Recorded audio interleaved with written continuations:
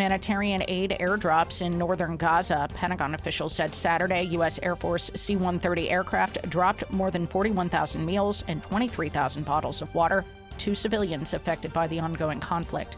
U.S. Central Command has said the Department of Defense is planning additional airdrops of emergency relief supplies. Pope Francis, during his Angelus address, asked the faithful to pray for Haiti while also praying for peace in the Holy Land, Ukraine, and the Democratic Republic of Congo. In his catechesis, he focused on the gospel passage of Jesus speaking to Nicodemus. The Holy Father said, quote, "Let us pause to reflect on this. Jesus came not to condemn, but to save." It's beautiful. For more news with a Catholic perspective, visit EWTNnews.com. Take Two with Jerry and Debbie starts now.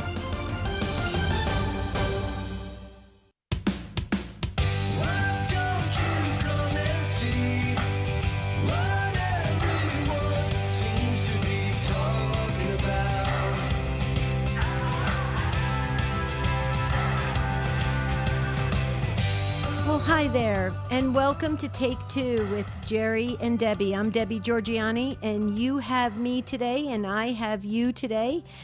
Jerry will be back tomorrow, so I need your help. I'm asking this question, and I know it's going to light up the phone lines because this is something that kind of makes us a little nervous. What's one thing you probably shouldn't say to your spouse? What's one thing you shouldn't say to your spouse? That's what I'm asking today. I need your help. Okay, it's just me and you. Let's go. Jerry will be back tomorrow. I need you to fill up those phone lines. You can, if you don't want to out your spouse or yourself or your situation, use your confirmation name. I need your help today. What's one thing you would not say to your spouse? 833-288-3986. Oh boy, we're going to get into some interesting discussions today. This is very powerful, and we need to talk about it because there are a lot of conversations happening in our relationships that really can be relationship killers. You know, they can really destroy the relationship. And I'll share some of those things that we have learned through the life coaching ministry that we do at standtalltoday.com. But this is your show, Take Two with Jerry and Debbie and you. That's what we always like to say. We're going on almost 9 years. I really and truly need you to fill up those phone lines because Matt Kabinski's waiting to answer your call and just share about the one thing that you really should not say to your spouse. Okay, and if you did or you have said it in the past, it's okay. Let's talk about it. 833-288-3986. And on Facebook, Jerry and Debbie Facebook page, you already brought in your responses on that of things that should not be spoken about between spouses. And great information was coming in there. So if you'd like to like us on that Facebook page, that would be great. Jerry and Debbie, please like us there. Charles Beery, our producer, puts up wonderful posts and thought-provoking posts that you can comment on. And it really helps us develop the show. So don't forget about liking us there at Jerry and Debbie Facebook page because it really does help us explore things in a deeper way. Here goes the phone lines. What's one thing you would not say to your spouse? Let me just share this with you that's very important. In life coaching, we talk about this all the time. There are words like never and always that should be avoided at all costs because it tends to box people in. It limits the relationship and it really can be a relationship killer. So the words always and never, like you never take out the garbage. Okay, when you do that to somebody, you kind of box them in a corner and it really puts them in a bad position. And you don't want to do that to your spouse. There should always be win-wins created in a relationship, not this I'm right, you're wrong, winner loser type thing. So it is very important to remember things like that. Now, here's something that I would like to add to the discussion. When the statement is used, calm down, especially when the husband says it to the wife, calm down. That's a kind of a deal breaker for me. I don't know why. It just irritates me to no end.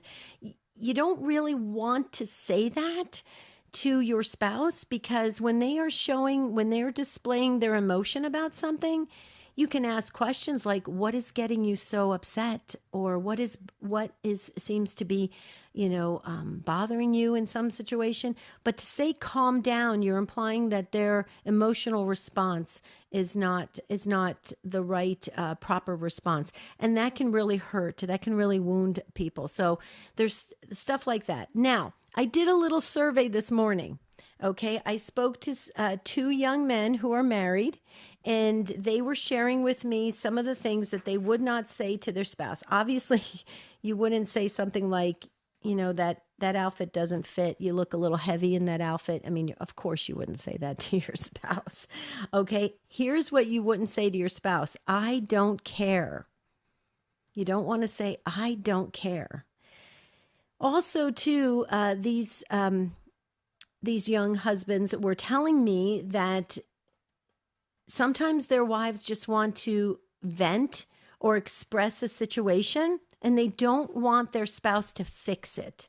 So you don't want to jump right in and fix it and say, I can fix that, right? So there's all these little nuances to a relationship that can just make it be more pleasurable. So we want to talk about the things that can really hurt a relationship and the things that can enhance a relationship. So here's the number. There's a couple open phone lines, 833-288-3986.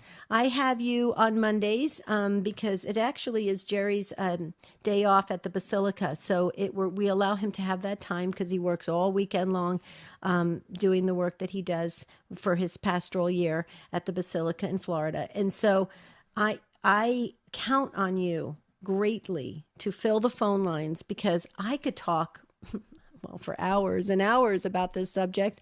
But I don't want to. I want to hear from you. I want to hear what works in your relationships. What are the deal breakers? What's the relationship killers? What are the things you shouldn't say? What are the things you should say in a relationship? We cover it from all angles. So like I said, we have Charles Beery. He's our producer. He's on the controls doing a fine job. Matt Kabinski's answering your calls. He's very friendly. So if you've never called in before, please take to the show that you call in, because we can have a wonderful chat and you can become part of the Take Two family. We have Michael McCall on social media doing just a fabulous job there. So you can post your comments. I'm waving to you on YouTube and Facebook. And you can also email us, take2@EWTN.com. And always visit us at our website, take2show.com. Okay, I did all the housekeeping. Now I need to hear from you. We do have a couple open phone lines. You're going to hear the music in just a little bit. We'll hit the pause button. When we come back, we'll go right to the phones. I'm asking the question today on Take Two, what's one thing you shouldn't say to your spouse? What's one thing you should not say to your spouse? Maybe you can also share some of the things you should say to help your relationship along. So please, call in. Don't sit this out. Don't think somebody else is going to do it. I need to hear from you. Here's the number, 833-288-3986. I'm looking forward to a great discussion, because the Take Two family always takes it to great heights, and you do it so well. 833-288-3986. Stay with us. This is Father Gerald Murray. Catholic truth conveyed through the radio reaches so many, both Catholic and non-Catholic, and they receive encouragement, strength, guidance, and enlightenment. The Holy Spirit is working through these radio waves that go out to all the countries of the world. Catholic radio, of course, is an effort to make Christ known. The world needs EWTN Catholic Radio, now more than ever. When you find yourself peering into life's rearview mirror, wondering if your past will forever define you, it doesn't have to. Go to StandTallToday.com and register for your absolutely free consultation with one of our world-class life coaches. They can help you get started on a plan forward to living your best life. There's nothing to lose and an entire future to gain. Log on to StandTallToday.com for complete details. That's StandTallToday.com. The most original Catholic content is on EWTN Radio. Next time on EWTN Live, author Dale Ahlquist analyzes G.K. Chesterton's reflections on family and its critical role in the foundation of a moral and just society. EWTN Live with me, Father Mitch Packrell, Wednesday at 8 p.m. Eastern on EWTN TV and radio.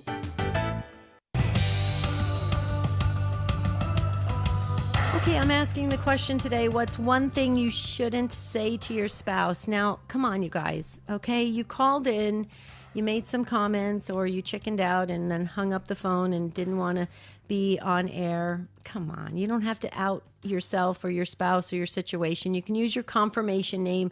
We need to learn and grow together.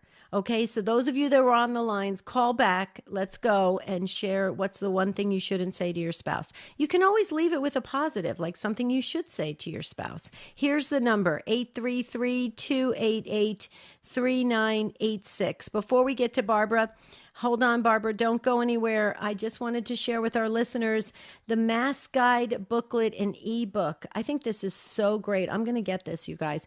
EWTN offers the Holy Sacrifice of the Mass from Our Lady of the Angels Chapel live every morning at 8 Eastern. We want to help you draw closer to our Eucharistic King. Our free Mass Guide booklet, which includes both English and Latin text, will help you to follow along with the Mass on EWTN and unite with the Catholics worldwide. For a free Mass booklet or ebook, visit EWTN.com/Catholicism and click readings. Okay, please do that. I'm going to get that. I think that is fabulous. I love all these promos because I pretty much buy or get pretty much half of the stuff that's listed because it's fabulous. Most of the stuff I have already because I'm like a big collector of all these spiritual items. So I have so much. My husband says there's not a lot of room for additional stuff in our home because it's like filled with spiritual stuff. Okay, there's 2 open phone lines. Okay, now there's only 1. I need you to fill that last phone line. If you feel prompted by the Spirit, like Barbara did, then call this number. Tell us the one thing you should not say to your spouse, 833-288-3986. We have a lot of men calling in today. I love this. This is awesome. Barbara, San Antonio, Texas, you are first up on Guadalupe Radio Network. Hi, Barbara. Thank you so much for calling in and welcome. Yes, good morning and a blessed day to everybody. I am a first-time caller, but I did want to zero in on this particular subject. I believe in the one word that is so hurtful, I think, to a woman and to a man, too, you see. And the word is divorce. Mm-hmm. When you're in a heated state, and sometimes that could come out, well, do you want a divorce? Mm-hmm. And that's not what somebody may be thinking. It's an argument, whatever. So I wanted to just mention that word that it would be very hurtful, I think. And then a good thing, positive note, is to always say, when you say goodnight, say I love you. Whatever. Oh. If you had an argument or whatever, someone many years ago said and told me that. Mm-hmm. And I think it's a very important thing to do, even after you've had those moments of disagreement or whatever. You don't go to bed with it.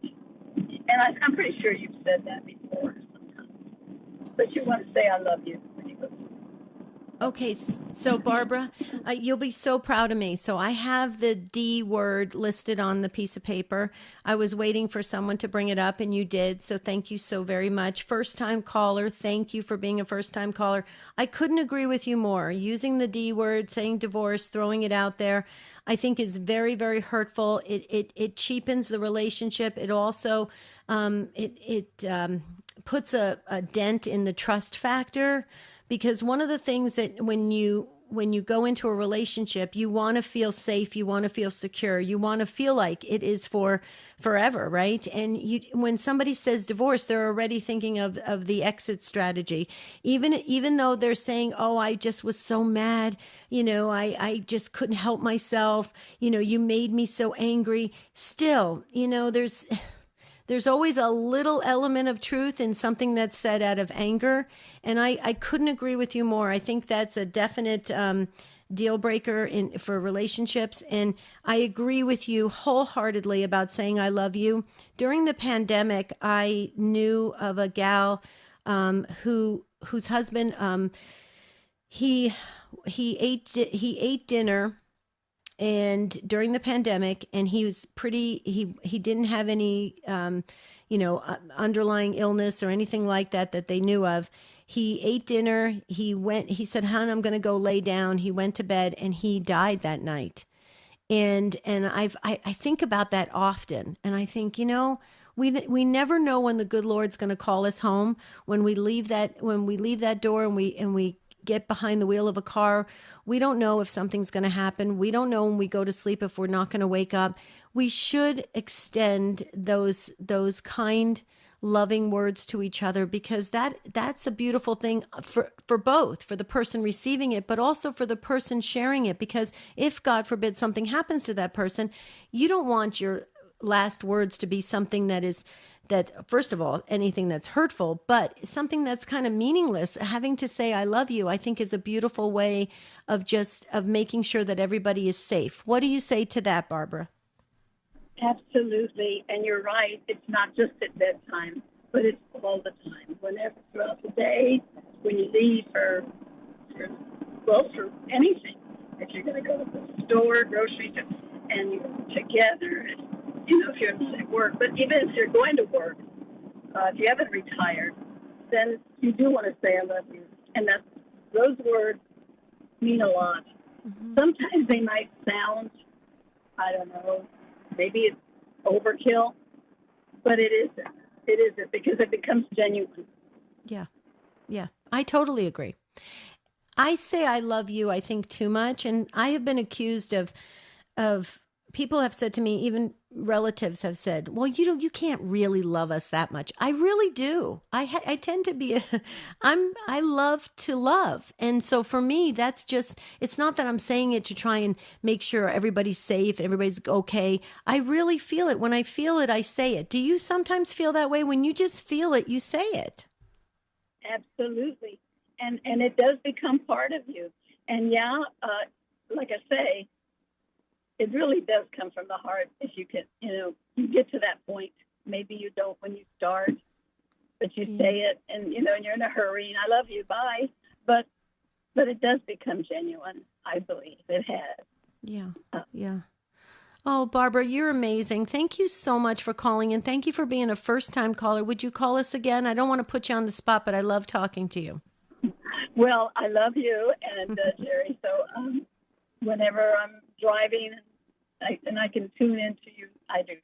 Oh, thank you. Thank you. Well, we love you too. Thank you so much. God bless you. Have a beautiful rest of your Lent. Thank you, Barbara. Okay, she just freed a phone line just for you. Let's go, you guys. Now, come on. You got to step up. Okay, don't be thinking somebody else is going to share the stuff that you shouldn't say. You need to share it. So here is the number, 833-288-3986. Okay, Paul is up next, and Paul is in Shepherdstown, West Virginia on the EWTN app. That's the way Paul's listening. Welcome to Take Two. Hey guys, how's it doing? Hope you're having a wonderful, blessed day. First time caller. It was kind of funny when I told your producer what not to say. He was like, "Oh," so I guess it's kind of a doozy. But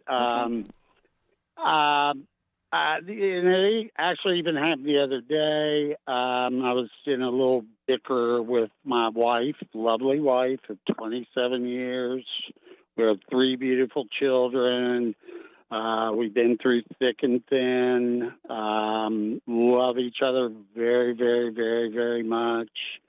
10 months together. She was actually a Protestant, and shortly after we got married, went through RCIA, became a Catholic, and kind of did it secretively a little bit for a couple weeks and kind of surprised me with it. So she's just a wonderful person. But the other day we were bickering, and I said, You are my cross, I guess I have to bear. You didn't. Did you really Yes, say I that? did. Yes, I really did. Wow. And how did she respond? Oh, she wasn't too pleased.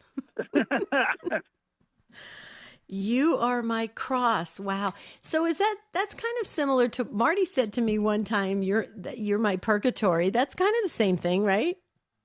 Yeah, absolutely. Yeah, that But didn't go over real well, Paul, but well, in a little bit of my defense, what I can also, and I from the heart, I come that I need to be more patient. And, if there's something you say or bug me or bothers me you don't do or whatever, I need to be patient and carry it and not say anything and not create turmoil. So it's kind of a double-edged, comment. yeah,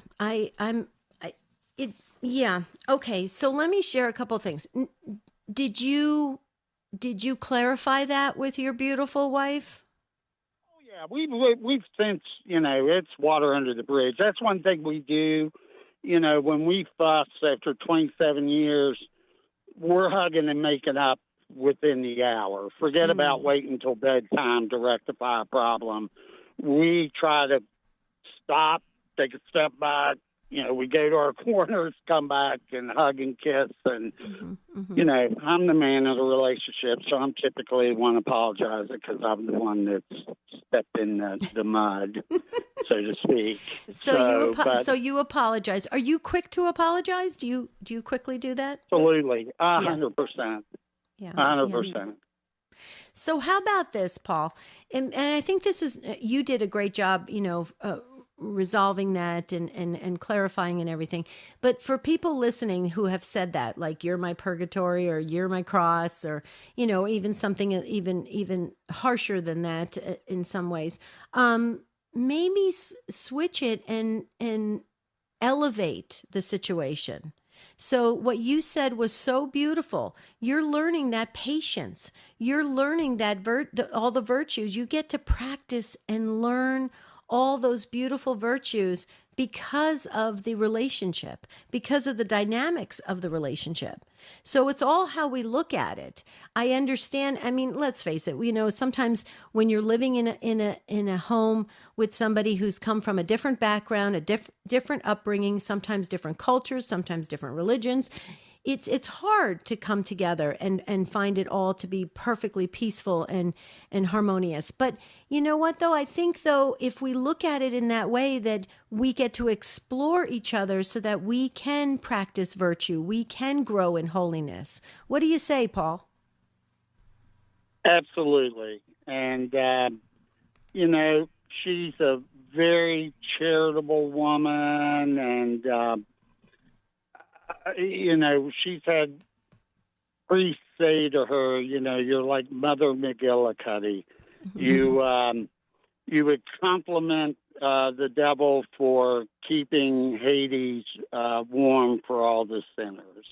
She always sees the good in everyone. So, she's very blessed like that. And, we're just a good team. Like I said, coming up on 28 years, I'm the talker, the evangelizer, the outgoing one. She's the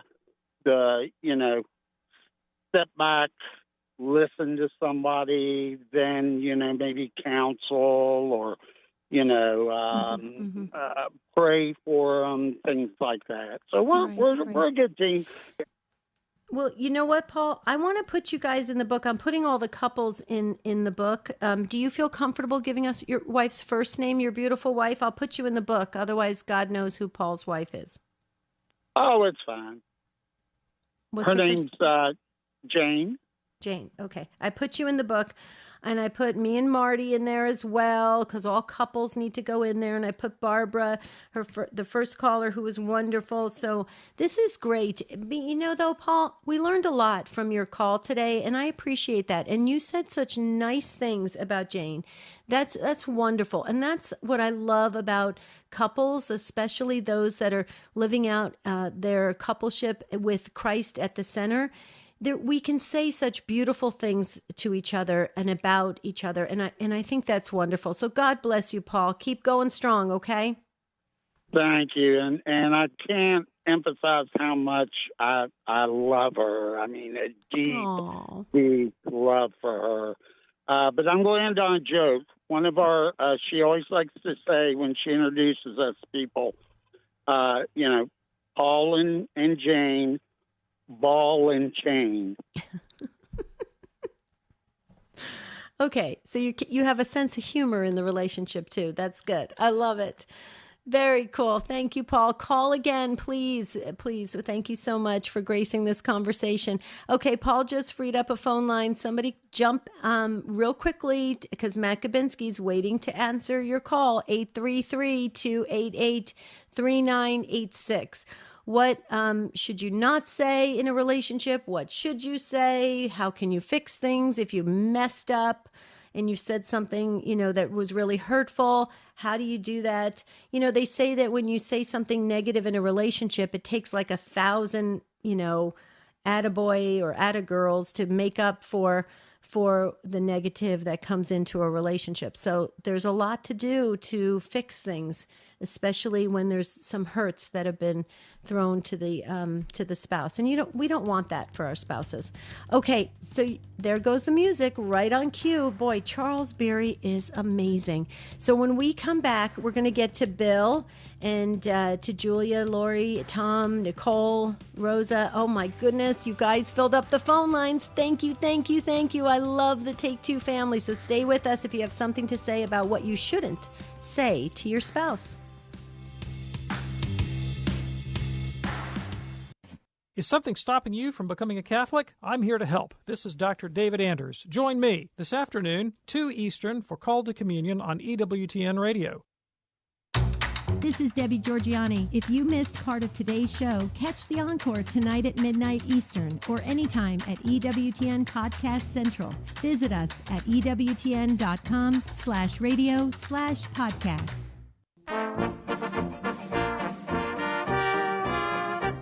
Have you ever heard someone say, I accept some of the things the church teaches, but I could never embrace the entire creed because there are some things in it that I just don't have any use for? Well, G.K. Chesterton says, you might just as well say that there are a great many things in the Encyclopedia Britannica for which you have no use. The church, like the encyclopedia, is meant for everybody. It's not just for you. It's meant for everybody, which just happens to include you.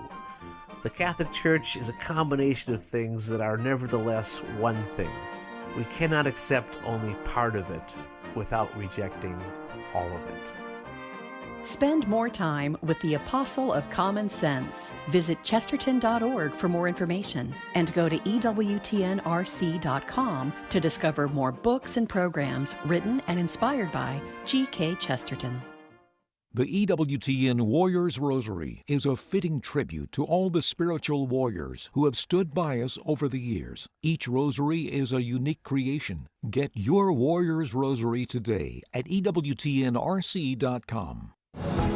This is EWTN Catholic Radio. There's truth in God's Word, and we can apply that to what's happening in our lives. I'm Deacon Harold Burke-Sivers. Join me for Beacon of Truth today at 4 p.m. Eastern on EWTN Radio. Now back to Take Two with Jerry and Debbie.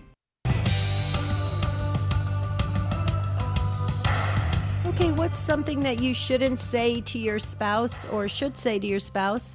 I just wanted to go back to our previous caller, Paul. Paul, thank you so much for being so honest about, sharing that about, You're My Cross. And I was sharing with Charles on the break that, Marty was, I don't know if he was saying it in jest, or I don't really know, nor do I care because it's just going to irritate me. But he said that I was like his purgatory or something, but that's okay. If you're working out your purgatory here, that's good. Then you'll get straight to heaven.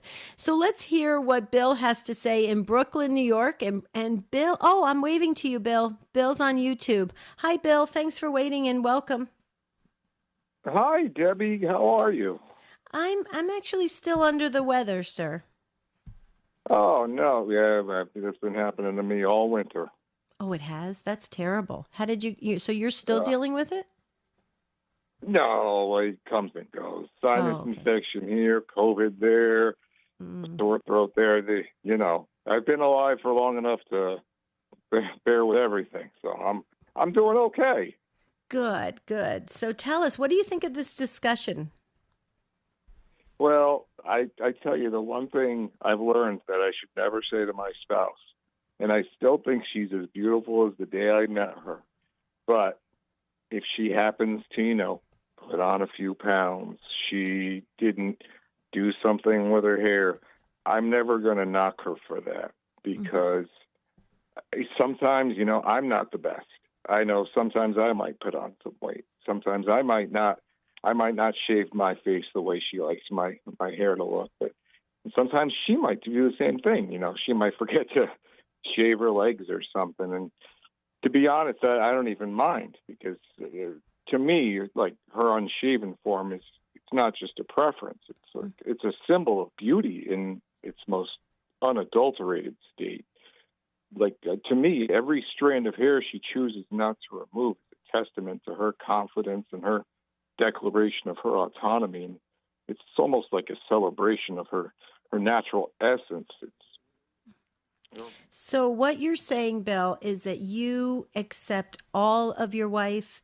You love every part of her. You love everything about her, and you're not going to hold her to some kind of level that she has to appear a certain way, or everything has to be perfect. Her hair has to be perfect, or she has to dress a certain way, or she has to fit in her clothes a certain way. And I think that is really beautiful, because that goes to show that you have pierced through the surface, and you have absolutely entered into this, I believe, the soul-to-soul connection. And that's where I believe God is, and that's where you're going to find that, a great spiritual growth in both parties. And I think it's wonderful. So God bless you for having that beautiful acceptance. And I think that's wonderful. And I think more people should have it. Unfortunately, Bill, we live in a world where there's a lot of photoshopping. There's a lot of magazines out there where everything is airbrushed and has to look perfect. So you're being you have to measure up to an ideal that just doesn't exist, and it's really unfortunate. So God bless you for being real, Bill. Right. I tell her all the time, like, I cherish the texture and the warmth it brings. It defies the uniformity of the societal standards, and her natural state is powerful. It's an act of self-love. The way she carries herself unburdened by the expectations. How there's just hair everywhere, and I love it. That's wonderful, Bill. And you know what I love? You are very real. And that's important, because I think we live in this world where there's a lot of movie things happening. We just got done with the Oscars, and everybody was touched up perfectly, and it's a beautiful thing to see art, forms and stuff like that. I understand that. But, we have to also be real. So thank you, Bill. I appreciate the comments today. And thank you for calling in to Take Two. Please, now somebody needs to fill that line that Bill just freed at 833-288-3986. Getting real with each other in marriage, and that's good. So let's hear what Tom has to say in Minnesota on Real Presence Radio. Hi, Tom. Hi, Debbie. How are you doing? I'm doing well, sir. I'm doing well. What do you think of this conversation? It's great. Now, as far as Paul's comment to his wife about her carrying the cross and your husband, you're his purgatory, I think these fellas are trying to be funny, and their wives are taking it the wrong way. They don't laugh. They get into a rage instead. So I would caution men about trying to be funny at their wife's expense. Okay, so Tom, you are spot on. My husband chooses humor at certain times, and I just, it doesn't work for me. So you are spot on. And I think maybe they do that to kind of lighten the discussion or lighten the mood. And it does. So I so agree with you. Women are very complex, but we have many dimensions, and when we're feeling something, we really want somebody to explore that with us. When we want to be, funny about something, then, that's welcome as well. But I think with women, men say sometimes that women are very hard to figure out. I don't agree with that. I'll tell you why. I think if men just focus on the fact that we have all of this great depth, oftentimes in womanhood, it's really quite beautiful, and it can really enhance the relationship. What do you say, Tom? I agree 100% with you, Debbie. But the comment I wanted to make is something that my wife would say to me. She'd tell me something, and then I would comment on it, and then she would say, well, I shouldn't have said anything, or, well, I shouldn't have told you that, And I think she's wanting the conversation and wanting to know my opinion on something, and then that just completely shuts the conversation down. That's one thing that she's my former wife. I'm divorced. My wife, she was a good wife for many years, but she started drinking fairly heavily. And she came to me one day and she said, I need to get my drinking under control. And I said, okay, from now on, we're not going to have any alcohol in the house. And I'm not going to bring in any beer or wine. And you do the same, and we'll get through this. And she said, oh, I can't do that. And I said, okay, well, as far as I'm concerned, I'm not going to ever drink in this house again. If I need a drink, I'll go to a bar, but I won't drink in this house. So after about 3 days, she said, okay, I'm ready to stop drinking in the house. And I must have treated her bad or something. I didn't think I did, but so she had about 6 bottles of wine, and she poured them all out in front of me. And after that, it seemed like I had killed her best friend. She treated me like not good at all. And then she found another man that didn't try to control her drinking. And he divorced me and married him. And I wrote her a big check, and away she went. So I would caution men too. Don't try to control your wife. Well, it sounds like she had some underlying issues, maybe emotional issues that she was dealing with and couldn't really process them. I mean, typically when women take to alcohol, there's a lot of emotional woundedness. And I don't know if you saw that ahead of time before you went into the relationship with her, Tom, but I'm sorry that it ended that way. She didn't drink like that initially. And then okay. She had a brother that was an alcoholic that committed suicide when he was 42. Oh. And after that, she really didn't drink at all, and then it just kind of snowballed later. And but I learned from going to Al-Anon meetings after her and I, were done that I try to control her way too much. Her drinking. That's something she had to control herself, not me. Right. And so anyway, I would caution men. And if you really love somebody, like my previous comment is, and they say something stupid, you'll just laugh it off. It'll just, that's Paul, or Carrie or whatever, but you won't try to control what comes out of their mouth. You'll just let them say what they say, and if it's stupid, it's stupid, and you just laugh it off. And I hope some men will learn from the experience I've gone through, because it's not been fun. I thought, well, she's gone, I'll just go find another wife. So I signed up for Match.com, and I went out with 14 women, different women, one date, sometimes two, but no connections. And then some friends set me up with dates with a couple of nice ladies, and I just could not connect with anybody. So I'm content to be single for the rest of my life, and that's fine.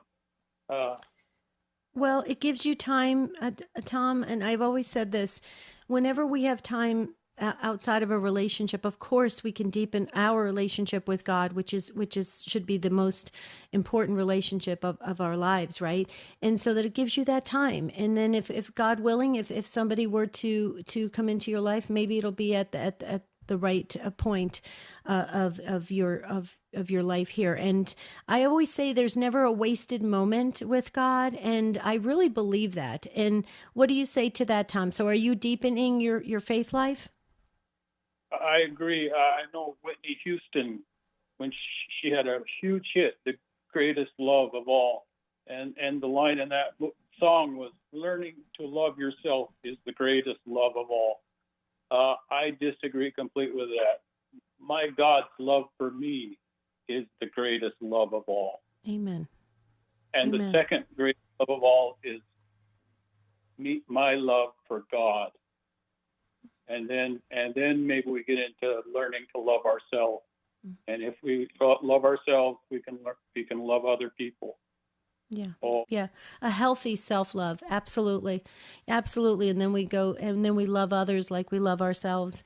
That's true. Tom, thank you so much. You know what? I do believe that you've helped other men today, because this is the reason why we do these kinds of shows, especially when it revolves around like life skills, because we want others to grow and learn through our lived experiences. And so thank you, Tom. Thank you for stepping up and being so honest and brave about this. And I'm sorry that situation ended, but I pray that, we learn from these things, we grow, and we can go on to have a better life. And so that's what we pray for. Okay. Thank you, Tom. Thank you so much. Have a beautiful rest of your Lent.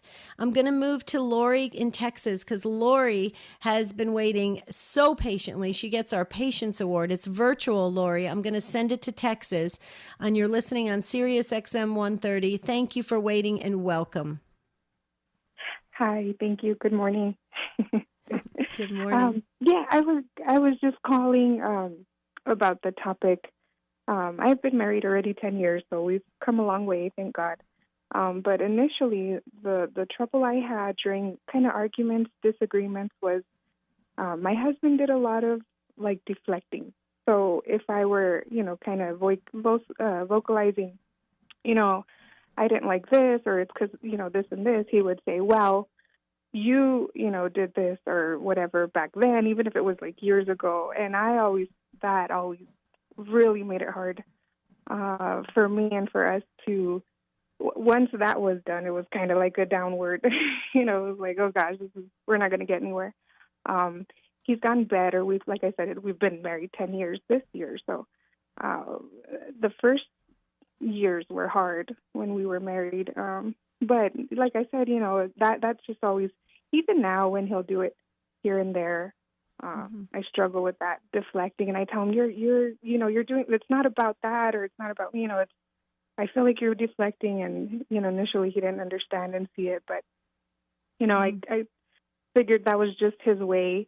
But I did struggle with that, and I thought, maybe it's me. Is that not a problem? Do other men do that? And then other men do.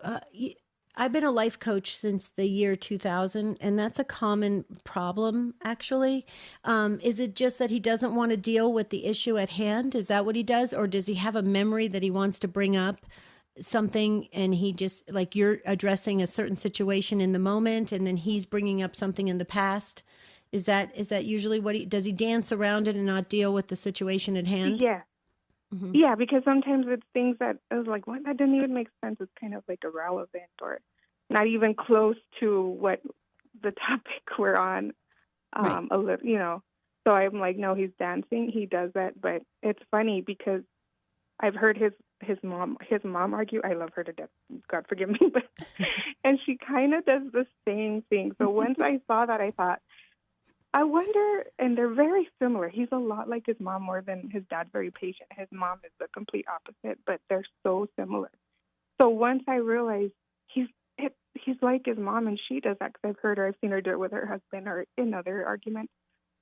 And then I started to think, I think that's just how he is, but I don't know. It's kind of weird, but she does the same. Okay. Well, okay. So you know it's in the genes, right? And it's in the practice of the family.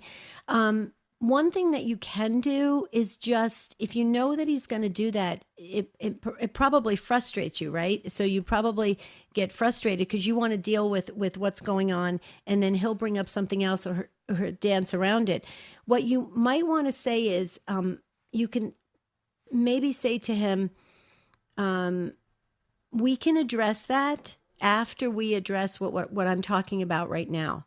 Because sometimes I think that if you don't acknowledge where they're going, they'll just keep doing that because it's a way to avoid what's happening. So if you say, okay, that's fine. We'll talk about something that happened 5 years ago, but first deal with this. And see if he can stay in the moment and kind of work through it. It may be a new thing he has to learn, and it can be very difficult and it actually can be very frightening for people. So you want to take it slowly. I don't know if you've ever tried that. You mean like the topic, or taking what slowly then? What I was saying is, like, if he brings up something else that is so unrelated, you can say to him, we'll address that in a moment, but let's talk about this first. Right. Okay. Have you done that? Yeah, that I've not done that because, but that makes a lot of sense. And I think, I wish I would have heard that advice years ago, but I haven't. It's been more like what the gentleman before said. Well, they say something dumb and you're like, well, that's dumb, but be patient and don't, you know, it's like I think, well, at this point I'm like, I got to do that. But no, that makes a lot of sense. And I think you're right. That way it kind of redirects him to where we're at right now and what we're trying to do. And that's what it would do, like a kind of change focus, and it makes things worse. But yeah, I think that would bring it back to no, we're here now, and then kind of redirect it is what I'm understanding. Yeah, absolutely. But be super patient with it, because people do that because they don't want to enter into the discussion. They don't feel comfortable. So it's a way to avoid problems. They think they're avoiding problems by doing that, but it actually escalates problems because you're just adding one problem after another. So what you want to do is just kind of settle something and then move on. You know, you move on to the next thing or just move ahead. But that's another thing that we do in life coaching all the time is we always share with couples, once you finish talking about something, let it go and move on. So, and that can help people feel comfortable when there is a little bit of a hiccup. You know what I mean? Mm-hmm. Yeah. There's all these little relationship skills that I wish I had learned many years ago, but you know, I finally did learn them, and so that's good. So it's helped me in my relationship. But cool. Thank you so much, Lori. That really helps, and thank you for waiting, and I appreciate the call, and have a beautiful rest of your Lent. I have to get to this wonderful announcement about Bible in a Year, Catechism in a Year. Tonight and every night, 10 p.m. Eastern, and Saturday and Sunday mornings, 7 a.m. Eastern on EWTN Radio. Father Mike Schmitz guides you through the entire Bible and the Catechism of the Catholic Church in 365 episodes. If you've ever wanted to understand what it means to be Catholic and allow those truths to shape your life, then this is for you. And Father Mike Schmitz did a really nice video review on the new movie Cabrini. I thought he really spoke from his heart. So if you can look that up, check that out as well. I had a similar experience to Father Mike Schmitz when I saw the movie Cabrini. So that just jogged my memory right there. Okay, we'll go back to the phones.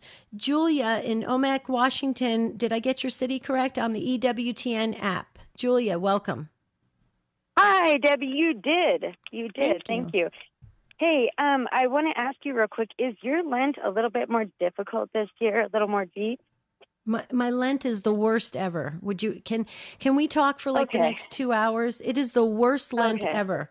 I have been sick, and now I have an eye problem, and it's like people are getting on my nerves. I can go on and on. Go right ahead. Okay, I just wanted to confirm that because everyone I've talked to, that's pretty much what I've been getting, and I've been doing the same thing. So, okay. So moving on, I just wanted to say thank you for your lightheartedness. My husband was listening to, and he's like, "Oh, I really like her." So we so appreciate all the hard work you do for God. So through all this, thank you for enduring. The things that one of the things my husband said never say is to call him a jerk, and he said that is the opposite of calling a woman a B word. And so I that's kind of up to dispute if anyone wants to, comment on that. Because I think the opposite of a B word is the fatherless male, the B word for male. Right. So anyways, and then the other thing is to never say, I hate you. Because I couldn't imagine, anyone, not even not just my husband, everyone, if that's the last word I ever said to them and something happened to them, and that would just torture my soul till, I met him again. I just could never handle that. And let's see, the other thing was I wanted to say about I love you. I tell everyone, I tell my family, last night we were planning a vacation. I said, well, yeah, you guys, I love you guys so much. Why, this is going to be so much fun. I love the kids. I love, when I hang up on the phone with my friends, I say, love you. They say, love you. Whenever I go to the grocery store, I say, love you, honey, and we kiss. This is a pact. I don't think you can ever say I love you too much.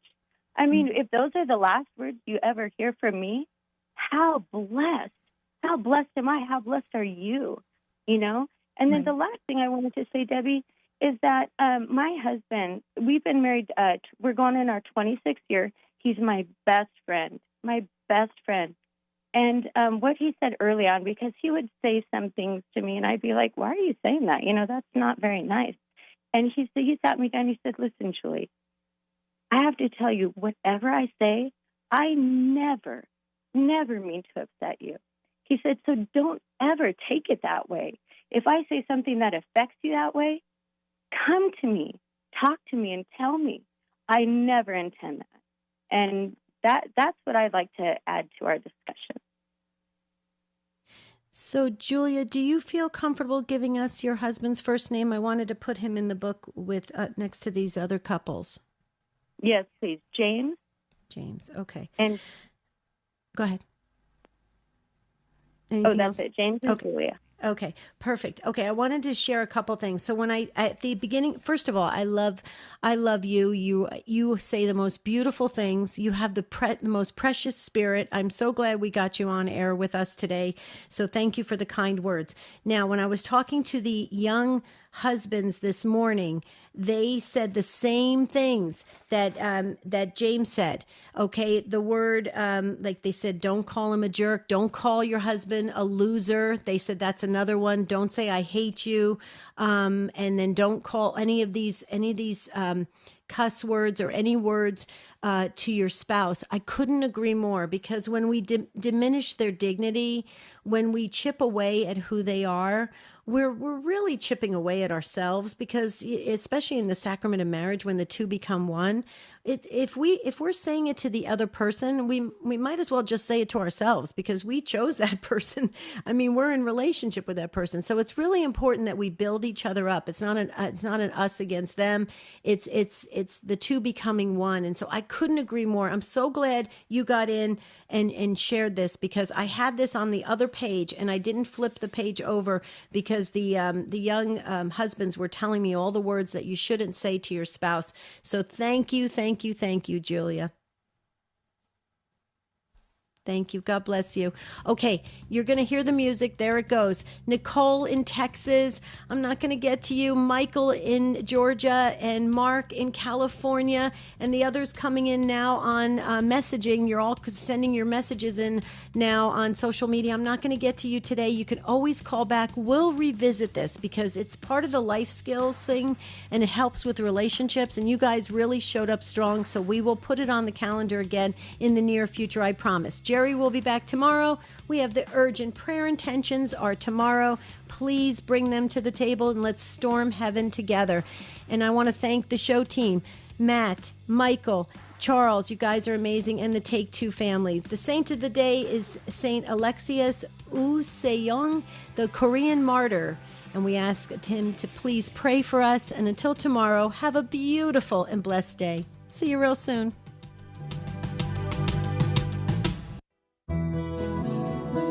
The most original Catholic